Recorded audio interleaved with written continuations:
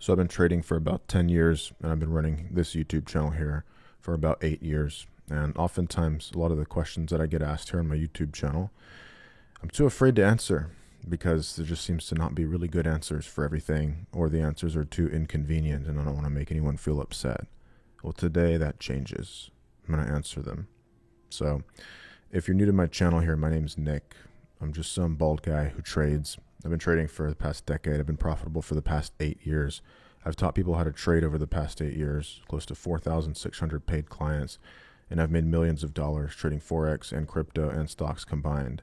And I've also made millions of dollars teaching people how to trade. Here's some of the inconvenient questions that I get asked. So let's go ahead and go through it. So I'm just going to refresh my page here in Studio, and we're going to go through, and I'm going to kind of pick questions that stand out to me and just kind of give my reactions to them.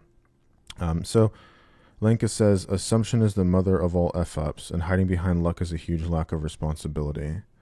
A lot of people assume things in trading and in life, and those assumptions are based on incomplete evidence, or they're based on things that are not necessarily objectively true. And one of the things that we wrote here in this post, me and my content director wrote this post, and the kind of thing that we point out here is luck and the idea that you have responsibility associated with trading. So think of it this way. Whenever you have luck, you don't pick that, right? It happens to you. Some people like to live around this idea that you create your own luck. And I think that to a degree that's true. But the idea of luck is very interesting in life in general, because I am personally of the unpopular opinion that there is no free will in life, as hard as that sounds. And I'm under the unpopular opinion that luck is just basically the thing that dictates every single thing about your life. However, even though I feel that way, I don't think that people should believe that largely. And the reason is very simple. I shared this in a response on this post for somebody who posted a question similar to that. And I'll share with you my response to this person. So this person here says there's no such thing as luck. It's all skill and timing. And then Dave said something that was very interesting about that. He said, however, he's like, but a lot of good timing is luck. It doesn't mean you were just lucky. You have to recognize the opportunity and then take action. And that takes preparation and skill most of the time. So there's lots of people who come across good timing and good luck, but they don't recognize when that appears, or they aren't prepared to take advantage of it because they don't have a skill set. So they end up just being unlucky when someone else in the same situation ends up being lucky. And you don't pick whether or not you have the skills at that particular time you're presented with an opportunity. A lot of people say when preparation meets opportunity, that is what luck is. And I don't know. There's some truth to that. There's massive amounts of luck all around us. I was lucky to be born in America, and instead of a war-torn third world country, a trust fund kid is lucky to have money. It might be no matter how dysfunctional and incompetent they are, they always have lots of money. These things are luck. We didn't make them happen. So here was my response to that. And again, this kind of was painful for me to write, but this is how I feel. So I said, Dave, I 100% agree. However, I tell people to take personal responsibility and live their life as though they have agency over everything. Because if I were to tell people that most of your success is basically luck at its core, more people wouldn't try as hard, believing they don't decide their fate in any ways. So a person believing they have agency and power and responsibility in their life, that invites action. And action helps people to actually make more progress to their goals, as compared to someone who just believes it's mostly luck and then doesn't even try. So I asked Dave, I'm like, does that make sense? Like I said, I completely share the same perspective as you.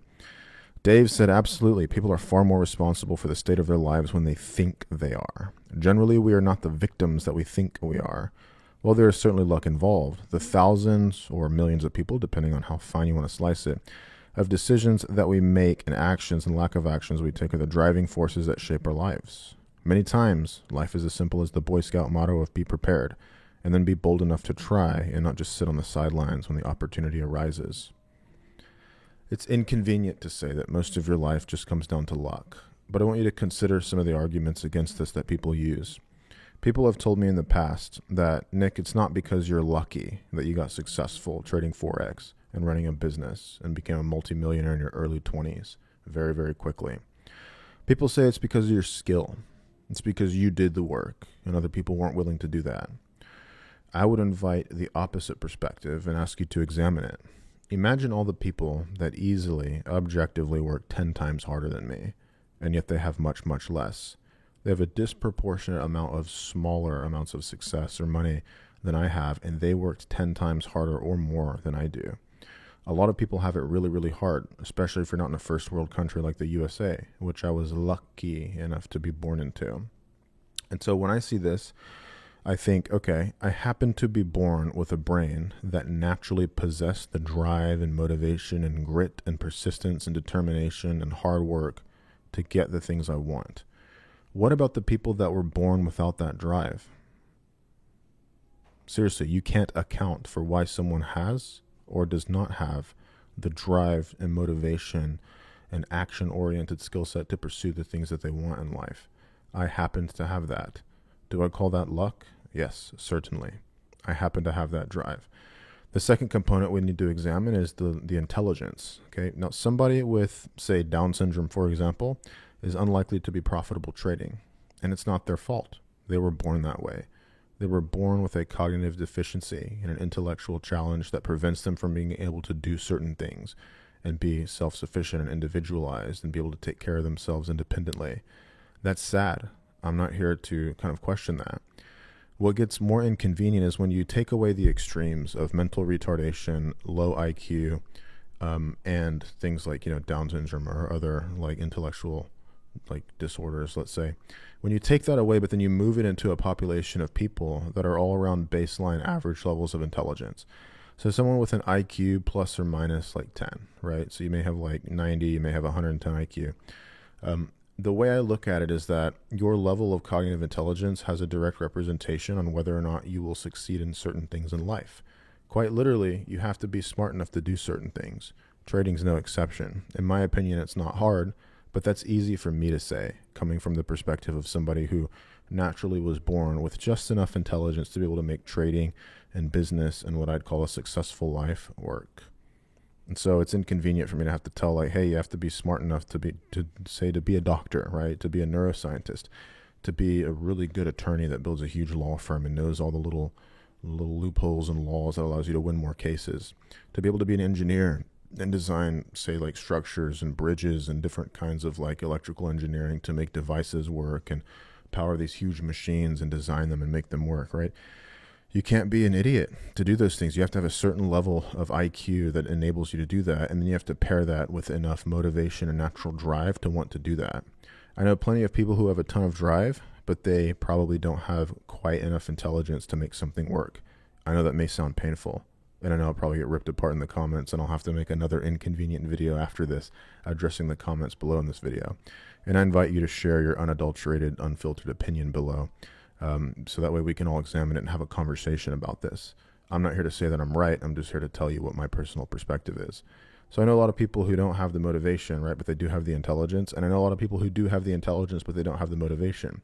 I happen to be born lucky enough to have been born in a country like the United States, to have had the parents and upbringing I had, and to have been born with just enough drive and just enough intelligence to be able to make something like trading work. However, there are people that will succeed massively disproportionate to me, to levels that I am probably never capable of, regardless of what I personally believe about myself. And there are also people that will never be able to get the results I have in life because they either don't have the drive or they don't have the intelligence. It's all luck, in my very humble opinion. And maybe I'm wrong, but that's what I'm currently convinced of based upon the past 10 years of doing this and seeing what kinds of people fail and what kinds of people succeed in trading and in business. So I thought I'd share my thoughts on that. Really inconvenient. We have another one here.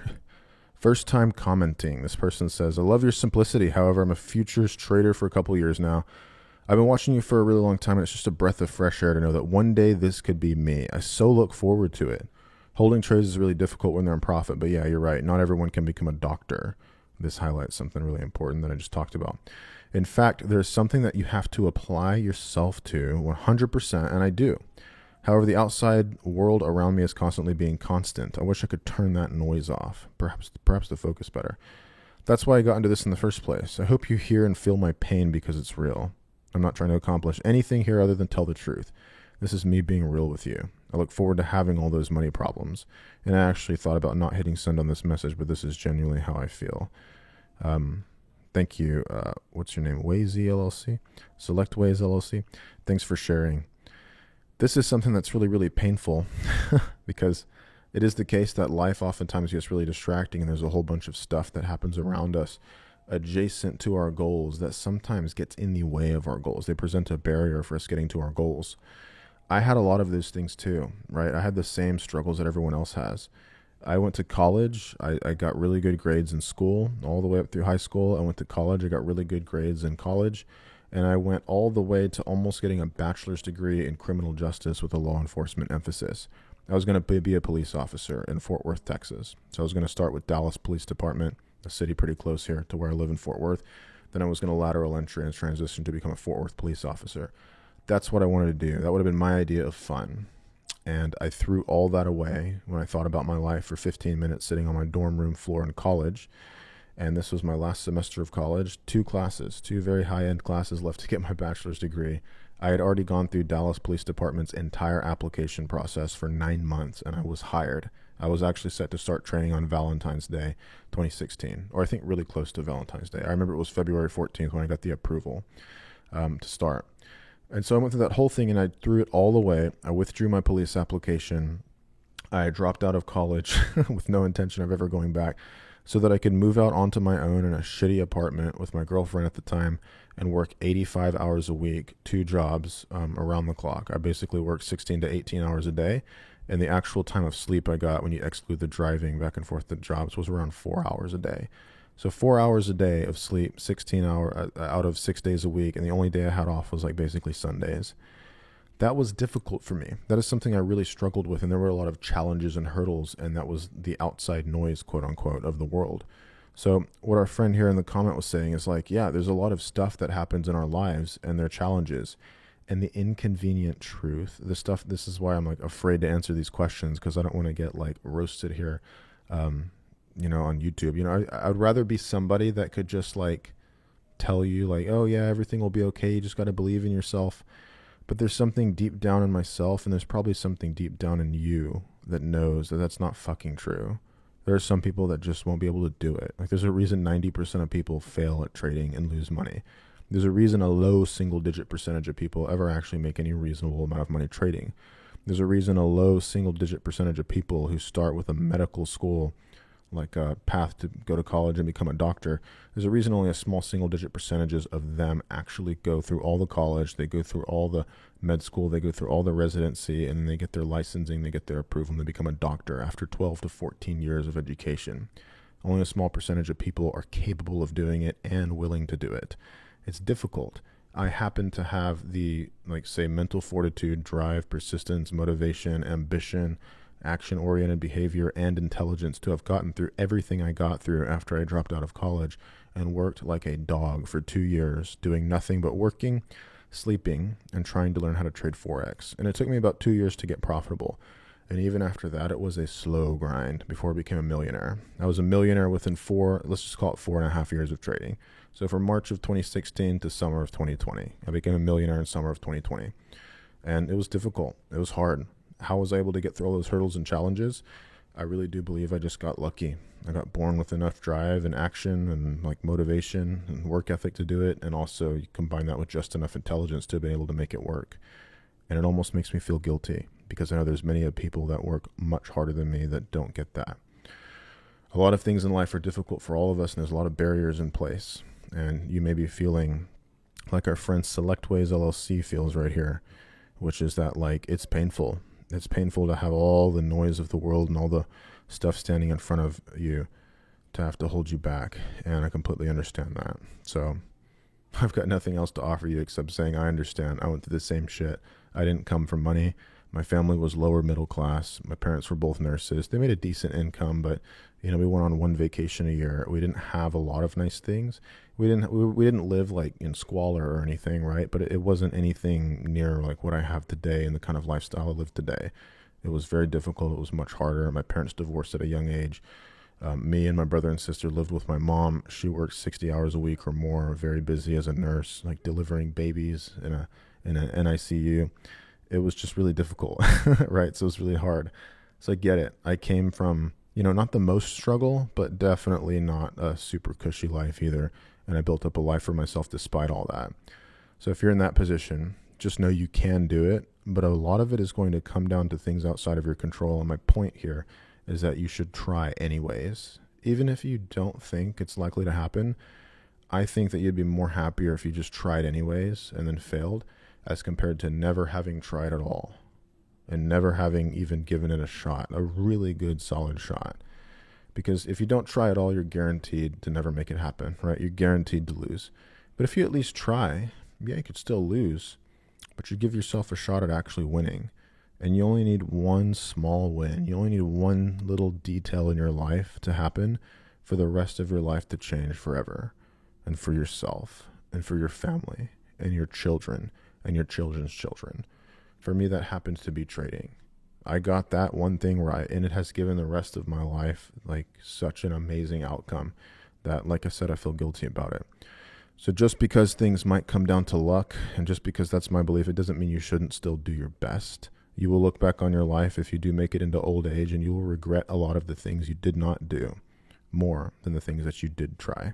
So try them. You really have nothing to lose. We're all going to be dead here in the next 100 years or so you might as well give it a shot and have fun with it while we're here.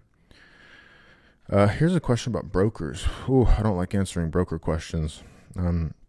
Nate, great advice. Thanks a lot. I've got a question. Which broker do you use? Your dollar amounts are big. Any problem you have with your broker? Thanks again.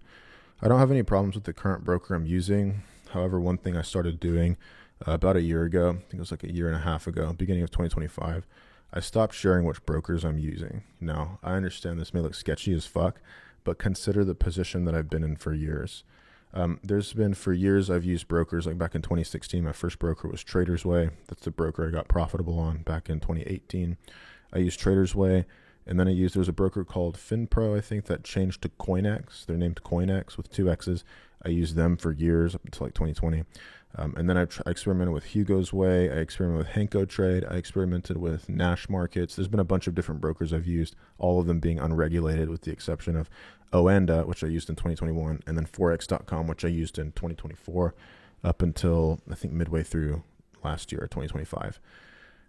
What I've found with a lot of the brokers that I've used is it's kind of shitty. If you don't have a good relationship with them and they don't know you, and you don't have like an account rep you can talk to on like WhatsApp or Telegram, or at least email them, brokers, especially if they're unregulated, they don't like when you're profitable, because most of them are operating on B book, right? They have to physically move you over to A book, meaning they'll send your orders to market, and whatever profits you make, you've actually made that in the market. Like they send your orders over ECN, STP into the interbank, and then whenever you make a profit, that actually came from the actual market, instead of them just pocketing your deposit, knowing you're probably going to lose it. And so instead of making money off commissions from you, they just literally take your money. And then if you do happen to make a profit and then request a withdrawal, which again, almost nobody does, they have to pay you out of their own funds, right? Because you didn't make that money in the market. They gave you basically a demo account, told you it was live, like it says live, but they pocketed your deposit knowing you're probably going to lose it. And most people lose it. And that's how a lot of these unregulated brokers make money. A lot of people don't talk about this, but that's the truth. So what had happened to me is I kept getting my account shut down. The most frustrating part of this was in 2024, where I was on one of the biggest win streaks up to that point in my trading career. I made $183,000 in the course of 6 weeks. And what had happened there is this was all these trades were called live in the Nick's Trades group. A lot of you guys who follow me here on YouTube, you know that I run this free Telegram channel. The link's in the description or the pinned comment. But I also run this this private group here in Discord where I share all of my live trades, right? And every single thing is documented. Every single trade, the full P&L, the trade history, like everything's called live in real time. When I enter, when I manage, when I close the trade. And I've been running this group for this exact one, I think like 2.5 years. Like 2 years, I think. Yeah, beginning of 2024. And then before this, for the past 2 years before that, I ran the same group, but it was called something else. It was called Mission FX Close Friends. And then it had a group chat. This one doesn't have a group chat. I find it very distracting, and a lot of my clients find it distracting. They just want to follow my trades. So we switched it. We renamed it to this, and we've been doing this. So for the past 4 or 5 years, like probably let's say 4 years, I've been sharing all my live trades in Discord. And for the past 8 years, I've been sharing all the analysis, the trades, the breakdowns, the insights, the outlooks, the recaps, and the P&L here in Telegram since 2018. So for the past 8 years, I've been profitable. I started this channel as a way to track my own trades. And since then, we've got like over 50,000 members join, and they just follow my trades on a daily basis. So all this stuff. And I show a lot of the same stats in here. The trades just aren't called in real time. So what I was saying is there was a period of time in this exact group where I made $183,000 over the course of like 6 weeks. And then what happened is I got an email from my broker saying that they removed my ability to use the MetaTrader 5 platform and that they could not offer me any other platforms to trade off. So they couldn't offer me TradeLocker. They couldn't offer ACT Trader. There was no other platform they gave me. No MetaTrader 4, no MetaTrader 5. They literally just pulled my licensing to be able to use that.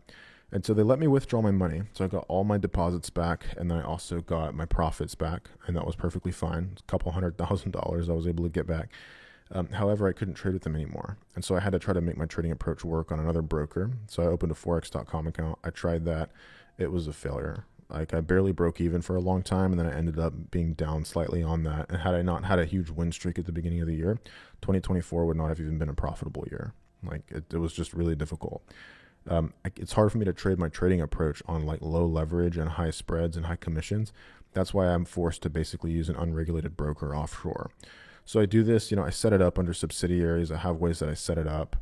Some of the accounts are not in my name, so that way I'm able to trade it, and it's perfectly legal for the other person, like who's like helping me do this. There are brokers in Australia and the UK that I use, so mainly just England that they're based there. And a lot of brokers you'll be able to trade with them. So I don't share the name of the brokers I use anymore, just because I've had so many brokers pull that shit with me, where they'll suspend my withdrawals, or they'll prevent me from being able to trade with them, or they'll find some sort of weird reason. Like one time I got flagged for like anti-money laundering. Like they sent me like an AML like email saying like, your account, we've suspended your account and we'll be holding your funds for 90 days pending an investigation for anti-money laundering fraud or something. And I was like, what the hell? And so because of all that, I don't want to be affiliated with any broker. So I just don't say which brokers I use anymore. I'm currently using 2 of them. And the account that I use that I actually actively trade on mostly, that's the one that I show there in the Telegram channel.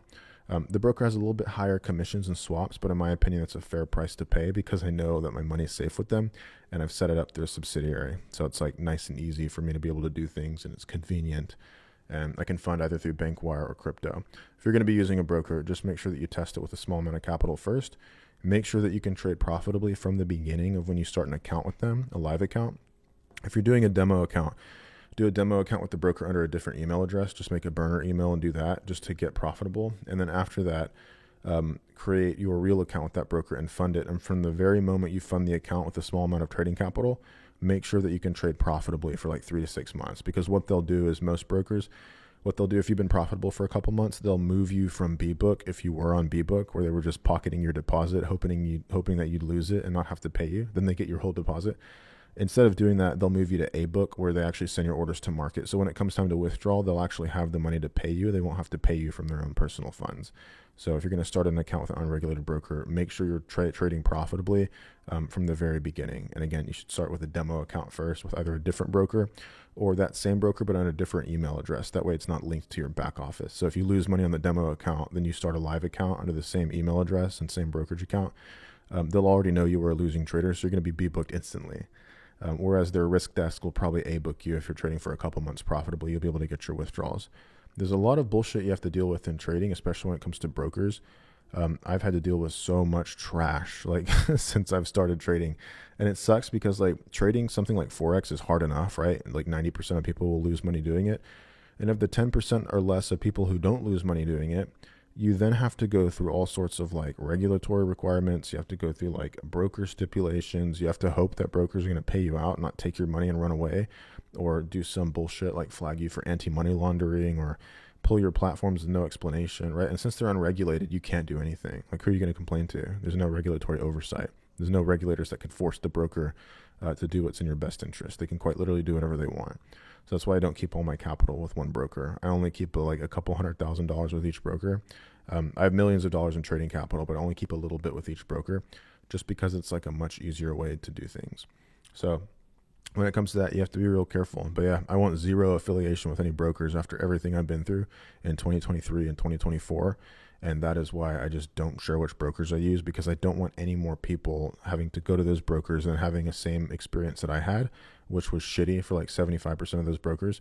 I had a shitty experience. And then a lot of those people came back to me and said, Nick, you said you use this broker and you said you've never had a problem, but now look what's happened to me. Like, now they're holding my withdrawal. Like, for example, like Nash Markets held my withdrawal for like 2 weeks one time when I was trying to leave after they got their MetaTrader licenses pulled for everyone, and they started freaking out, trying to get their, I don't know if they're using Trade Locker or ACT Trader or whatever. And now Nash Markets is apparently completely closed down. Fucking crazy, right? This is why I don't want any affiliation with brokers. That's why I don't share whatever brokers I use. So hopefully I'll be able to just refer people to this video if they ask me about brokers again. Maybe you can link it to someone if someone's asking you about which broker I use or which brokers to use, or you can just link them to this video. Mark, thanks for the comment for the algorithm. This guy says, walk around the building to a repair shop. So I'd made a video about like considering getting a Range Rover. It was just this short here.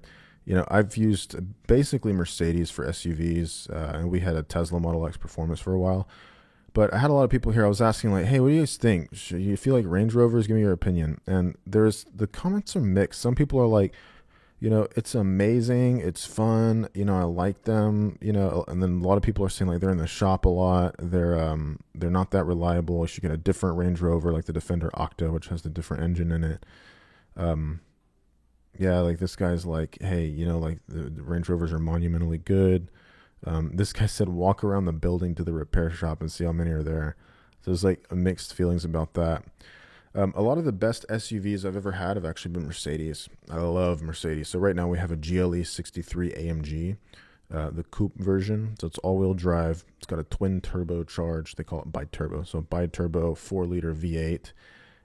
It's paired with a digital electric motor, which gives you instant torque. And then at the high rev range, you get the turbochargers to kick in.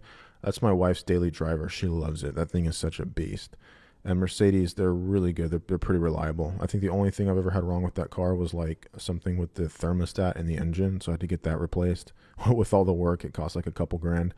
But aside from that, they've been amazing. Range Rovers, I don't know. If you guys like Range Rovers, I mean, I think they're beautiful and I think they're sexy and they've got that air suspension. But yeah, with more electronic components and more stuff, of course, they can be likely to fail more. My daily, personally, this car I love. I've loved it since it first came out. Might surprise a lot of you people because I have a GT4 RS, right? And I have a Tesla Model 3 Performance, a brand new one, the new body design, which is like super sexy. It's a great daily car. But one of my favorite cars, right? This is the GLE 63 right here. That's such an amazing car. I love it. A GT4 RS, super fun car. Hard to drive every day. Gets to be a little pain in the ass, but it's this thing right here. The 2018 CLA 45 AMG. So we're in the year 2026 right now. So that makes this car like 8 years old. I love this car. I think I'm probably going to drive it into the ground. I've had it since 2021. So we're coming up on 5 years since I've had it. But when that thing first came out back in the day, right, you can see all the cars I've had here on Instagram over the years. I've had some Porsches. I've had like a GTS. I had a GT4. Now I've got the GT4 RS. I can't get away from Porsche. I had a couple Teslas. I had a cop car. I've had this car since before it was profitable trading. But if we go into 2018, when the CLA 45 AMG came out, right, this is like my daily car, right? I was so excited by this car, and it was one of the cars that motivated me to like really try hard in trading. So I remember going to the dealership when that came out. At that point in time when it was released, it was the highest 4-cylinder turbo production car that had ever been made that was released to the public. You know, of course, that was quickly outpaced and cannibalized by other cars. But at the time, right, that was a pretty big deal. And so I was driving a Nissan Versa for years. I drove this car until I was making like $50,000 a month. And then I traded it in for a Tesla Model 3, the most base Tesla you can get, a standard range Model 3. But we'll go back here into 2018 and you can actually see where I posted this, right? We're getting close. This is getting way back into the woods here. So we go here. We're coming up. And any second now we'll be here. We will be, okay, here it is. April 2nd, 2018. So when they came out with the refresh on this, right? I think for the 2017, 2018 models, I said picking up this monkey in about 2 to 3 months. I had wanted to get this. I ended up not doing it because at that time, this is like right around the time I had just gotten profitable trading. I got profitable trading like a couple months before that. A year and a half into my trading journey, which technically would have been 2017. But for that last half of the year, while I was technically profitable, I wasn't sure if I was profitable. I had a lot of imposter syndrome. So I just call it, it's 2 years. Got profitable in 2018. So I got a little bit in over my head and thinking like, okay, just because I'm making like 10K a month, I can afford a car like this. I ended up not doing it. I ended up waiting, and I didn't get this until, 2021. So I bought it pre-owned. It had 3,000 miles on it when I had it. Of course, I have the red one. This is the one that was sitting on the floor at Park Place Mercedes in Grapevine. I remember thinking about how perfect it was. I love the size of the car. I don't like cars that are too big, to be honest. I don't like, big boats of cars. I loved that this thing was so it was small, it was compact, the engine crackles and pops. I love the way it looks. I love the styling even today. I think this looks better than a lot of the current Mercedes in this class. I loved everything about it. They have one with launch control of the shifter down here, the Sport Plus mode. It was just such a sweet, sexy car. So yeah, sure enough, after a few years, after I got profitable and I was making like $150,000 a month, I went and I bought one, and that has been honestly the 2018 Mercedes CLA 45 AMG. I love this thing so much. And I don't think I have any desire to sell it. So this is in 2022, but I had bought it at the end of 2021. I love this thing. So yeah, this is my favorite daily. I still have it. I drive it all the time. I drive it almost every day. It's the perfect balance between like a usable car. It has 4 seats, but it's still a coupe design, so it's really small. The back seats are pretty small, so I don't recommend like anybody like over the age of maybe like 18 trying to sit back there. Certainly no one tall. It's got a trunk. It's got a 4-cylinder engine that's turbocharged. It's fast as fuck. It's as fast as you need it to be, right? Of course, it's not like supercar performance, but for what it is a very fast car. It's relatively lightweight, right? In my opinion, it looks amazing. I love the way it looks so much. I love the shape of the car. I love the taillights, love the headlights, love the side profile, the kind of swooping roof. Love the black rims with the red brakes and the red paint on it. I mean, it's just so cool. And it sounds amazing. When you put it in the individual mode, you can like rev the engine and it crackles and pops like from the factory. It's such an amazing, sexy car. So with all these cars, that's my daily. Range Rover, I might get one here in a little bit. I'm looking at the Sport SVR Edition 2. I don't think it's called the SVR anymore. It's just the SV, right? So the Range Rover Sport SV Edition 2 or something like that. That one seems pretty cool. However, I can't convince my wife to have her let go of the GLE 63 because she loves that thing so much. And to be fair, we're probably better off keeping that because it's probably more reliable. There's less pain in the ass. I've had it for like 2.5 years, and we've only had one thing wrong with it ever, aside from basic service. And also, it's like, she said she would let me trade it in if I got a Lamborghini Urus Performante. But that thing's like $300,000. I'd have to make $600,000, and then after I'm taxed like 50%, technically over 50% on that, I'd be left with $300K to get into a Lambo that I might be able to trade in a couple years for like maybe $200K, lose $100K on it. Even though I make so much money, I'm still very weird about like losing money on things, and I don't spend much money on myself personally. It may seem like it, but most of the money I spend it on other people. I spend it on family. I spend it taking care of like, my wife and our household. If I did not have a wife and if I didn't really live close to family, I'd probably live in like a studio apartment by myself and just have like a desk and a bed and my computer, and I just work all day because I get a lot of passion from working. And I do like cars. I have 4 cars right now, so it is what it is. But yeah, it was fun reading you guys' comments about the Range Rover because of how like mixed it is. It was super, super funny. All right, let's go. Let's see if we can get into something else. Thanks, Nick. Great video. It takes a lot of effort on your part. It's your way of giving back and helping out. I'm grateful. I bet some psychologists are going to start trading to regulate their emotions. That's funny. Nick, have you ever tried this trading strategy on futures? I wonder about using futures prop firms, but holding trades as long as you seem to would be an issue. Yeah, I mean, I've traded with futures for a while. I did Top Step. I did really good, but then I started risking too much, and then I'd end up crossing the threshold for the drawdown limit.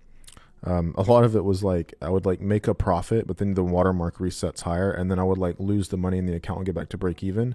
But that would be where the watermark was for losing the account. So then I lost the account. I think I lost like 2 or 3 Top Step accounts trying it. It's too much of a pain in the ass, in my opinion. It's better to trade with your own capital, in my opinion, and just risk whatever you want per trade based on your risk tolerance, of course, based on your capital constraints. Because then whether you're doing futures or whether you're doing Forex or crypto or stocks or equities or options or whatever, right? You can trade any market. They all work, right? You have to be able to structure it in a way where you're not constrained by a bunch of rules and a bunch of guidelines and things that you can and can't do. That makes it to be a real pain. So with a lot of futures brokers, I know you have to be out of trades like by the end of day. So you're only allowed to like basically day trade. That's exponentially harder in my opinion than just swing trading, which is why I swing trade Forex, because it's such a steady state market. I know people make a bunch of arguments like, oh, the market's too efficient. You can't capture price movements because the information is reflected instantly on the chart. You got to keep in mind when you're trading any market, you're just trying to profit from a price movement in any direction, right? Because you can enter a buy or you can enter a sell trade. You're trying to profit from a price movement. And the only real way to profit from that is regardless of your little bullshit explanation of why you think price will go up and down, you're probably not going to be right much more than half the time, if that. You might be right 40 to 60% of the time. Sometimes maybe like 70% of the time if you're really good. I suck at trading. The only way I'm profitable is because I just make more on my winners versus what I lose on my losers. So in my opinion, that's why it's easier to just structure trades from like a swing trading perspective, waiting for price to get to major, clear, obvious zones, clear support resistance zones in the higher time frames. And then once price gets there, you just look to enter a sell if it's at resistance with a stop above the daily zone and target at 1-to-1. And then before you enter, you just go to the 1 hour just to make sure that price candles in the 1 hour haven't broken the zone instantly. Once it gets into the zone and just starts slightly tugging away and starts bouncing, then you can enter, put a stop way above the daily zone, target at 1-to-1, and then, this is the crux of it, if it starts going into profit, leave the trade the fuck alone 90% of the time. If it's almost to the profit target and the market's about to close for the weekend, sure, close it. Close it, 80% of the way to the TP, fine. But most of the time, you need to be holding it to the take profit if it wins. And if you start to be wrong, like the trade starts ranging sideways, going sideways for a while, or it starts kind of trickling against you, right? You enter a sell at resistance and price starts slowly kind of like inching against you and breaking the zone. You can get out of the trade before the stop loss. Sometimes you might be able to get out at break even or small profit. Oftentimes you'll get out at maybe like a third or halfway to the stop loss. And sometimes, right, it happens while you're asleep or you're away from the charts or you're working or with family and price just spikes directly into the stop loss on a news event and then you lose the full stop loss. But the idea is to get into a trade, structuring it with controlled risk based on what you want to risk and having the whole parameter set up. And then your management of those trades based on your applied experience, your price action discernment, examining the context, using your discretion, using your intuition, those active trading decisions and the way you manage a trade when it starts to win or lose, that's what dictates whether or not you're profitable. In my very humble opinion, having done this a decade, having made millions of dollars trading, and having coached, we're coming close to 5,000 clients over the course of the past 8 years. You are only profitable if you make more when you win versus what you lose when you're wrong on average. Then you only have to be right half the time, and you can literally be wrong half the time, but you're still profitable because you make more when you're right versus what you lose when you're wrong. That's the way I approach it. I don't think that trading on a futures prop firm on the lower time frames, trying to fucking day trade the thing, is the best way to approach it. However, I do know a lot of people who are profitable doing that. So it's hard for me to speak to that, right? I tried it. I probably could have made it work had I just done microscopic risk. It just wasn't worth the time. Like even on like their biggest account, I think you could do like a $300,000 combined, or what was it, $150,000 account.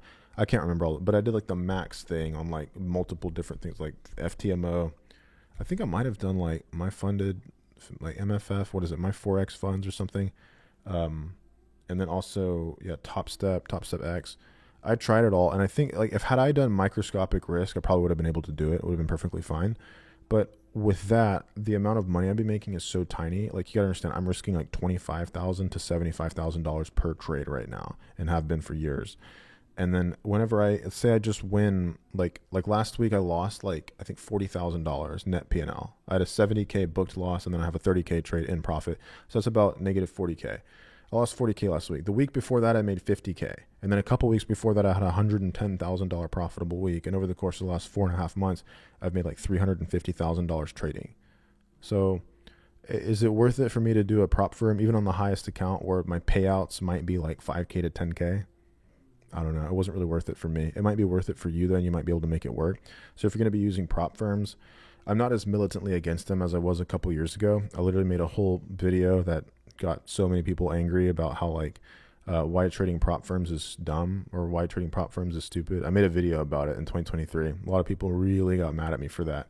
And then it's funny, a couple months after that, my Forex funds got sued by the CFTC and I think the Canadian regulators. But then it comes out a couple months ago that all the charges were dismissed.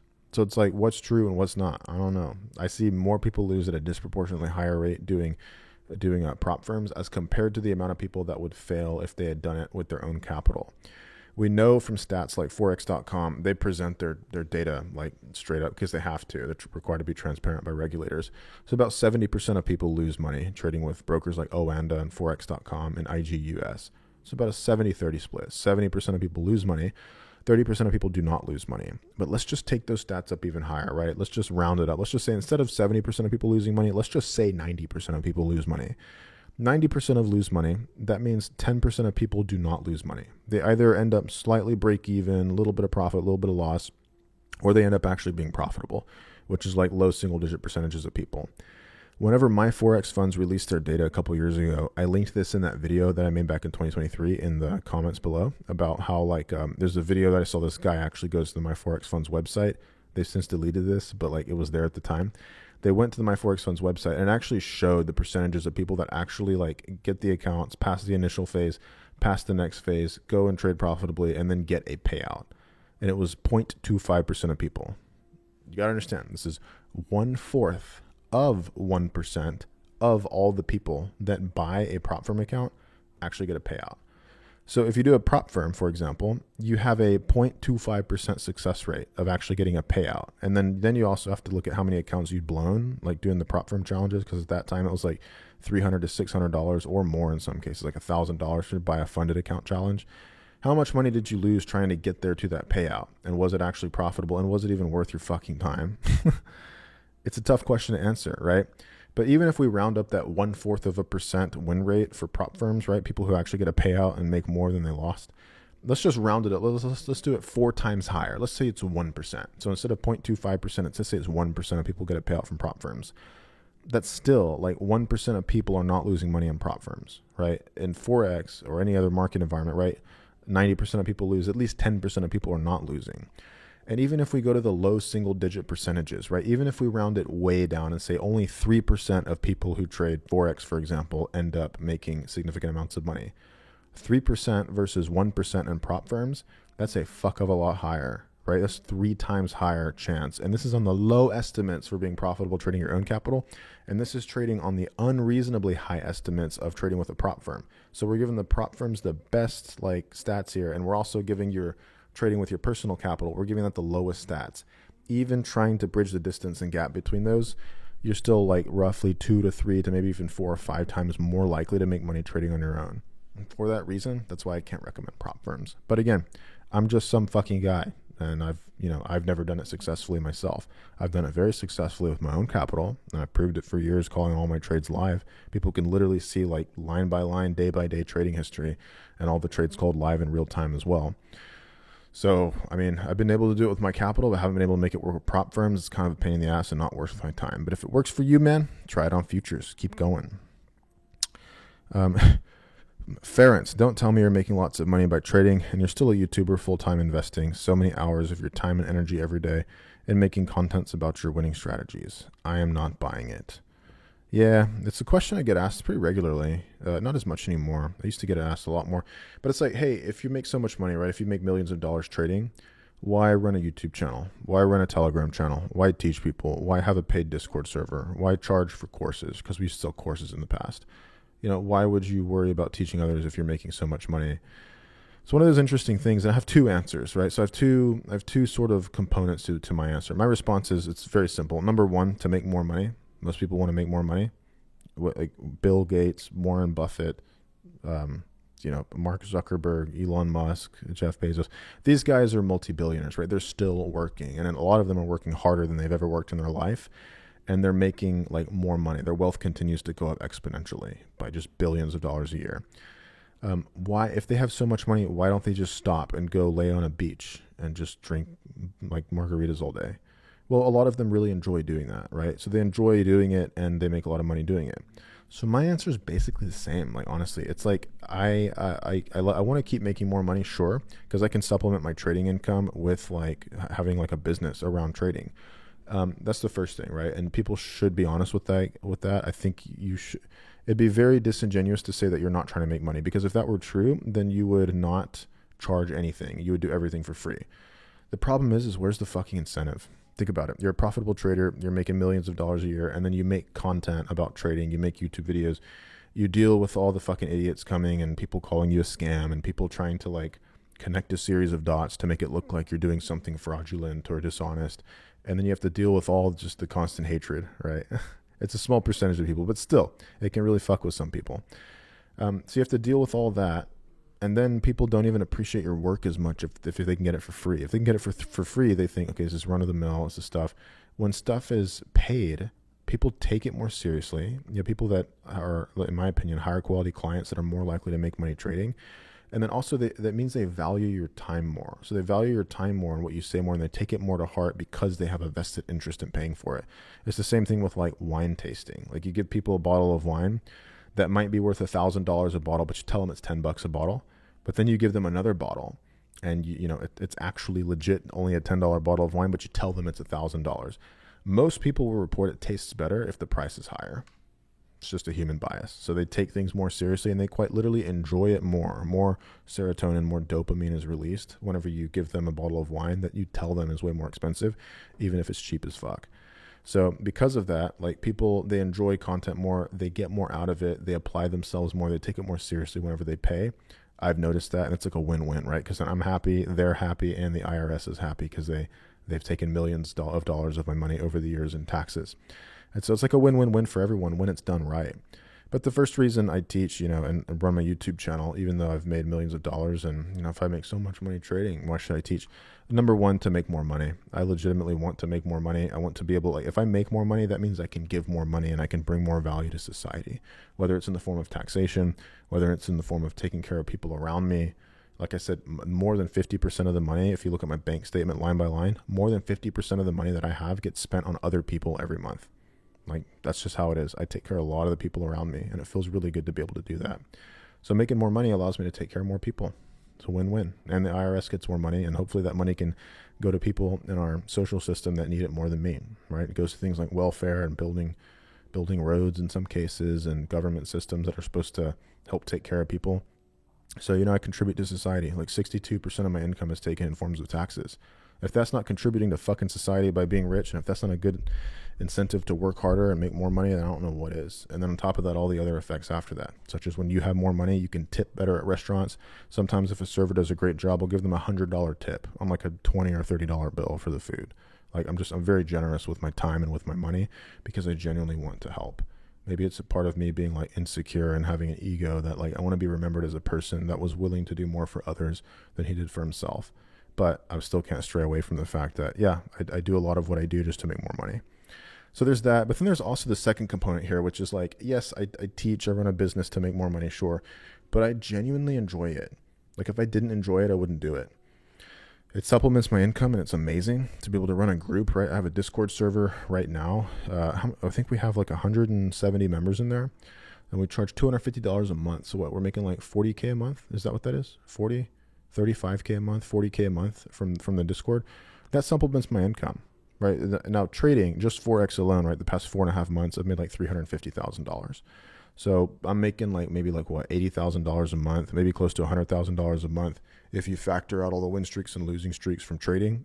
But I can supplement my income like 30, 40K a month from that. And on top of that, I have 3 employees right now. So, and they all get, I pay them very, very well. I pay them way more than probably what I should be paying them, but that's just me wanting to be generous and wanting to be able to make sure that the people around me are taken care of. So I pay my team of employees very, very, very well. And it gives them lives that they're able to have freedom. They're able to enjoy what they're doing. Their jobs, right? It's very intensive, but it's not hard, right? They just have to be there for clients. It's client support, value delivery, bringing people on and doing onboarding calls with them. Every time someone joins our Discord, we offer them the opportunity to just sit down with our team to do an onboarding call. So they can book an onboarding call. Our team can help them get Discord set up and make sure the notifications are on so they can get the most out of the product that we offer. And it just kind of is an extra personal touch, right? So it gives me the resources by having a team to be able to make sure that my clients have a way better experience, whether it's one-on-one coaching or whether it's like helping people get set up or just having a constant touch point for people to be able to check in with, to be taken care of. If I didn't pay my team so much, I don't think they'd be as high quality. And if they weren't as high quality, my customer experience wouldn't be as good. So I pay my team really, really well. And because of that, 3 extra humans on this earth, 3 people that have worked for me full time, 2 of them have worked for me for over half a decade. Mission FX has been their full-time income since they've been employed with me. And they've made a ton of money and they've been able to travel around the world. They've been able to take care of their families. They've been able to have fun and they've been able to live a lifestyle that they love. Because of Mission FX existing and because of Mission FX making a profit. They feel important, they feel valued in their lives, they feel like they're contributing to society, And I feel happy that they get that opportunity to do that. And that makes me happy.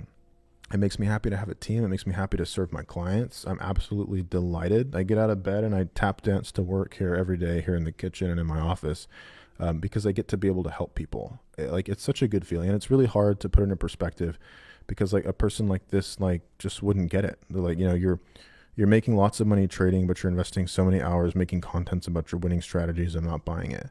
It's hard to deliver like the emotional explanation of that to somebody who thinks that way. Like I said, it's like saying like, Elon Musk, if you're a billionaire, why are you still working so hard? Like, do you not have enough money? So it's like, what? You should just stop working just because you have like enough money? I don't know. I love doing what I'm doing. I do it mainly because I love doing it, but the financial incentive is there as well. If I wasn't making any money doing it, I would not fucking do this. I wouldn't want to deal with it. But I'm okay with dealing with a little bit of bullshit here and there if it means that on the large, I'm helping a ton of people. That brings me a lot of personal satisfaction in life. So if I'm making so much money trading, why do I run a YouTube channel and sell a trading subscription? 2 simple reasons. 1, it makes money. And number 2, it makes me happy. And it makes other people happy. And it makes the IRS happy, getting millions of dollars of my income. Let's go. Let's pick one more. Somebody did an EA on this. I built an automated trading approach around your strategy, and it works like a dream. Mostly works well on GBP USD and USD JPY. And this guy said, can you tell me more about it? The guy who wrote the comment says, I learned it on YouTube. And he's like, a lot of time, tough it, but I don't have enough programming knowledge to do it. I get 2% per year back testing, add a stop loss and break even. This is interesting. Let me throw out my ideas here about automated trading approaches. Then I guess we'll wrap up the video here, right? It'd be a nice little video. So here's my opinion. My opinion is, over the past decade that I've been trading, is I have not seen a single trading approach that could be successfully programmed into an algorithm with pure black and white parameters. I have not seen it work. They'll work for a period of time, then they'll blow up.